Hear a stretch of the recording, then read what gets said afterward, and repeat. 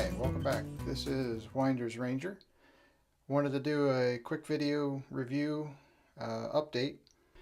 This portion here, you can see there's a split right here. Comes down, turns 90 degrees, and runs right across the back. And then just before the tip, it turns 90 degrees again. Let's see if we can get the light on that. You can just see right above my thumb there where that piece comes down, turns, and runs across the back. And what that does is this basically is the outer casing here on this side is a C shape. This other portion just fits down inside of there, and that's what sandwiches the blade and the other parts that sit on either side of the reciprocating blade. It would sandwiches it all in there together. To remove that, what I do is you simply get your fingernail in behind there.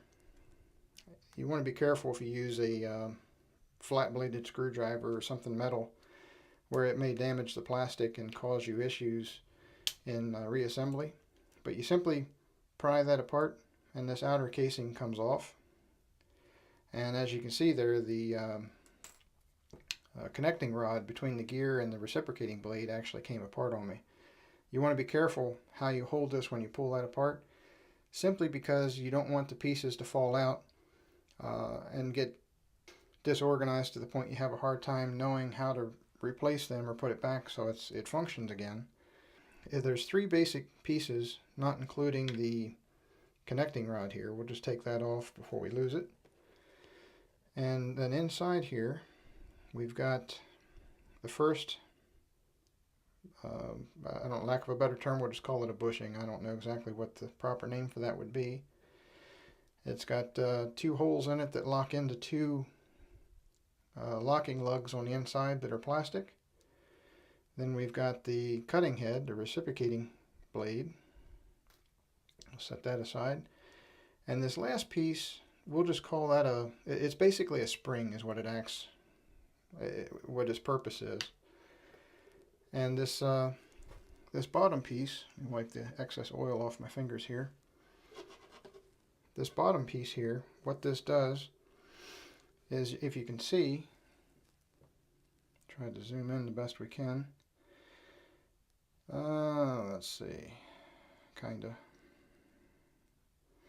It has a U shape to it, and what that does is the bottom portion of the V rests against the back of this, and it provides force against the reciprocating blade to this outside bushing area, and that reciprocating blade rides on the two outer edges of this. To clean this, basically what I do is, after it's pulled apart, I use a little brush. This came with one of the other Wahl trimmer kits, or you can use a toothbrush or something, works just fine. Down inside here where the gears are, there's two sets of gears. You got a crown gear and then the ring gear. And then on the center of the ring gear is where the crank pin is for your connecting rod, which goes to your reciprocating blade. You get down inside there with your bristle brush and just sweep out any particles of hair, anything that's left inside. And you basically just work that off the tip there. And once that's clean, you also have, on the back side of this portion, you'll have to clean that up as well. I've already done this one. I did a dry run to make sure I could actually pull this apart, put it back together again, and actually have it work. For reassembly, we just reverse the process. The spring portion here, you can see it has these two larger squares. They fit over top of these locking lugs on this this portion, like so. And then the reciprocating blade also has two rectangles basically. The larger one goes closer to the gear, with the cutting teeth obviously towards the bottom. Just like so.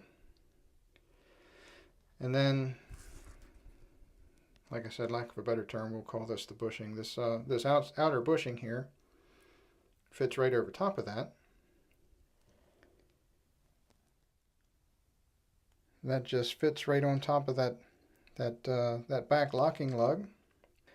What you want to do is you'll place the, if I can get it lined up here, end of the connecting rod that grabs onto the crank pin. You'll put that on first. Whoops, come back here. You'll put that on first. Once you've got that in place, carefully let go of the other portion, because you'll need to be able to slide the reciprocating blade back and forth. You'll move the wrist pin of the connecting rod into place, and you can just use the end of this if you need to get underneath of there to slide that up. But you're basically just pushing the reciprocating blade forward far enough to engage the wrist pin. And once we get that centered again, you're going to slide off of there. Here we go. Okay. So the connecting rod's onto the crank pin, wrist pin's in the reciprocating blade. It's ready to go back together. All you're going to do is take the outer portion here. There's two male pins. There's one on this side and there's another one on that side. You'll want to start one side or the other in its position, and then it'll just snap into place from there. We're going to put this side down against the blade. Oh, there we go. Okay, we got it. It just snaps into place. Then we'll just give her a test run.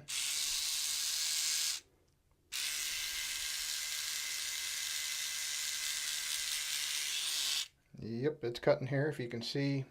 Let me zoom in for you here.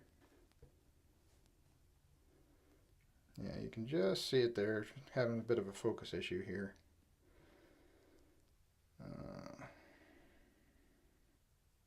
Anyway, you can see the hair there. It's cutting. So we'll just clean that back off. And then what I do is I apply a little bit of gun oil. And I just use a Remington gun oil. I'll just put a drop on one side, drop on the other side, and I'll hold it at an angle to allow that oil to run down that cutting edge while I turn it on. And once I'm satisfied with that, I'll wipe off the excess with my fingers. Then I'll use a paper towel or tissue or something, dry off the excess off the cutting edge, and it's ready for the next use. I appreciate you tuning in, and if you have any questions or comments, feel free to message me and I'll do the best I can to answer your questions. And I will see you on the next video.